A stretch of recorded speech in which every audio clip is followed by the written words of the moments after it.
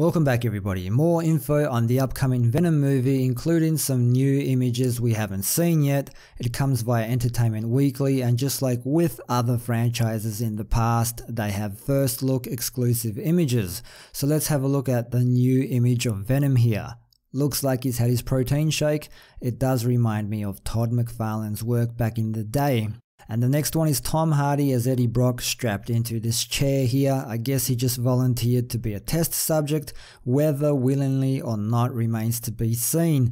Now that we got that out of the way, let's take a look-see at the article and the interview Tom Hardy gave. There are a few reasons Tom Hardy wanted to star in Venom. He's played his fair share of villains, he explains, and he was looking to try his hand at a comic book superhero for once, preferably an interesting one with a complicated past and murky morals. His son Lewis is a huge fan of the character and was more than willing to show his dad in Venom's rich comics history. Shouldn't that be comic book history? Jesus, don't they proofread this stuff? And gee, wouldn't it be fun to play both a down-on-his-luck journalist and a goopy alien parasite who infects him? But really, it came down to one thing. As far as Marvel characters go, I have to say for me, Venom looks the coolest, Hardy says with a laugh. I agree, Mr. Hardy. Venom is cool. That sounds a bit shallow, but I appreciate that he has a kind of brazen swagger and a zero foxtrot attitude. And so, the Oscar-nominated actor signed on to bring one of comics' most notorious anti-heroes to the big screen. See, Venom may be a Marvel protagonist, but he's no cape and tights do-gooder. His human side is Eddie Brock, a journalist reeling from a recent scandal, desperate to get back on top.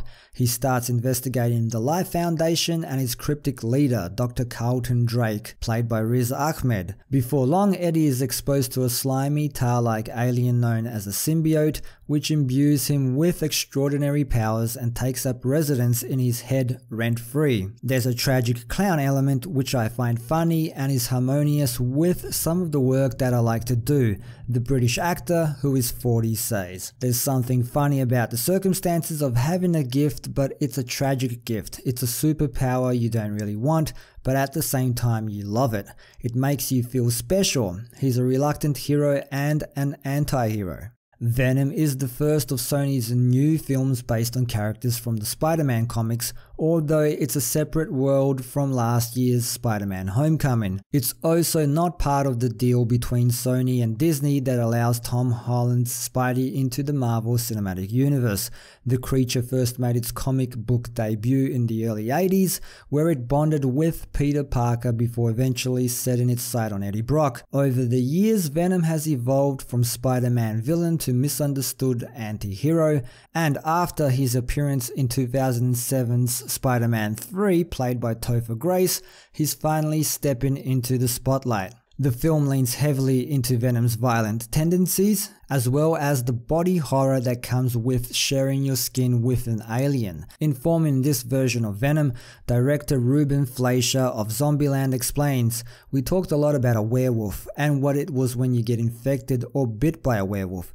But although a man may transform into a wolf or Jekyll may transform into Hyde, Eddie Brock and Venom don't really switch from one to the other. Instead, they occupy the same body at the same time and have to reluctantly learn how to coexist. Usually a human gets imbued with powers, or an alien comes from outer space and has to figure out how to live on our Earth," Fleischer says. But this is really about a relationship between two people who have to work together to create this hybrid symbiotic relationship. That duality of the role is what fascinated Hardy, and a key part of developing each character was finding their two separate voices. It's a bit like Ren and Stimpy, you know? Hardy says laughing. They have different sounds. I always saw Venom as sounding like a James Brown lounge lizard, and Eddie Brock is kind of, he switches to an all-shuck American accent. I don't know, an everyday kind of guy, but he's inherited this massive ego, this beast. The result is a black and white hero whose morals are anything but.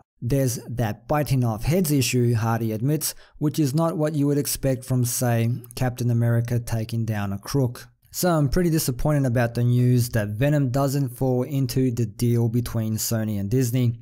I was hoping Spidey might make a cameo, but I'm not sure that will happen now unless they make some other kind of deal on the side. Who knows? There you have it, peoples. Who's looking forward to Venom? Leave your thoughts down below. As always, thanks for dropping by and for your continued support. Don't forget to like, share, sub and all of that good stuff. And until next time, see yous.